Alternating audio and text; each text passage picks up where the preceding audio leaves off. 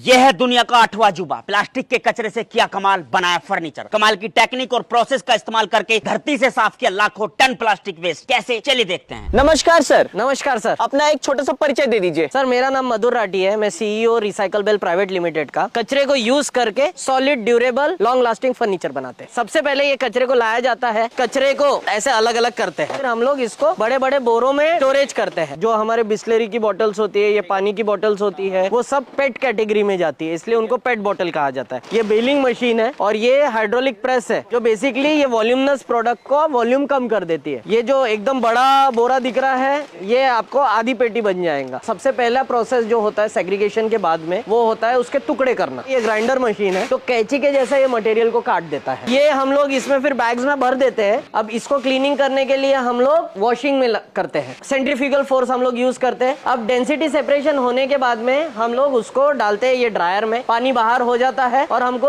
एक तरीके से सूखा मटेरियल मिलता है। ये जो सूखा मटेरियल होता है मिक्सिंग प्रोसेस में डाला जाता है। अब इसको हम लोग शुरू करेंगे और इस तरीके से ये पूरा मिक्स होगा। उसके बाद में इसको हम लोग निकाल लेते हैं। मिक्सचर हम लोग ये हॉपर में डालते हैं। ये पूरा एक्सट्रूडर मशीन है, ये सब हीटर्स लगे होते हैं और अंदर एक स्क्रू है जो ये मटेरियल को धीरे धीरे आगे ढकेलता है और ये हीटर के कारण वो मटेरियल आगे मेल्ट होते जाता है। जब ये मेल्ट होता है तो इस टाइप का मेल्टेड प्लास्टिक निकलता है। ये मोल्ड जो भी क्रॉस सेक्शन का हमको मटेरियल चाहिए होता है, वो क्रॉस सेक्शन का हम लोग लगाते हैं। ये तो 1 मिनट में अभी फिल हो जाएंगे। ये यहाँ तक के मटेरियल आ गया है। अब ये हो गया है, अब इसमें गर्म है। अब इसको ठंडा करने के लिए इसको कूलिंग टैंक में डालेंगे। 5 मिनट में कूल डाउन हो जाता है। हमारे पूरा एक शीट बनता है, प्रोडक्शन शीट। तो ये इस प्रकार से लंबस बन के तैयार है पूरी तरीके से। और ये ऐसा लग रहा है कि पूरा वुड है, प्लास्टिक वुड ही है। ये अलग अलग ऐसे पार्ट कर रहे हैं ताकि फिर से ये यूज हो सके। अब ये कूलिंग होने के बाद में इसको हम लोग ऐसे रैक में रख देते हैं। इस टाइप के अलग अलग कलर्स में हम लोग लंबस बनाते हैं। बेसिकली पूरा ये वर्कशॉप का हमारा सेटअप है। कटिंग मशीन है जिस पर साइज के हिसाब से बराबर मटेरियल कट होता है। कटिंग के बाद में ये एजेस शार्प होते हैं। इसमें सिर्फ ब्लेड लगे होते हैं जो एजेस को राउंड करते हैं। मार्किंग होकर ये ड्रिलिंग मशीन है जिसमें होल हो जाते हैं ताकि स्क्रू का फिटिंग और पोजीशन पता चल जाए। तो उसके बाद में फिटिंग होता है। फिटिंग होने के बाद में ये असेंबली चल रही है। इसमें ये लंबर साइज से कटने के बाद लगाते हैं और इसको पहले ड्रिल करते हैं, बाद में स्क्रू करते हैं। ये चेन को अटैच करने को जो ये धागा है, ये भी रिसाइकल्ड धागा है। ये पूरा फोल्डिंग मॉडल है। अब एक बार ये फिट होने के बाद में ये ऐसी दिखती है। प्रोडक्ट हमारा कंप्लीट होने के बाद प्रॉपर से उसका फोल्डिंग मैकेनिज्म वर्क कर रहा है कि नहीं कर रहा है, हिट करने से वो पूरे क्लीन हो जाते हैं। क्वालिटी चेक होने के बाद ये सब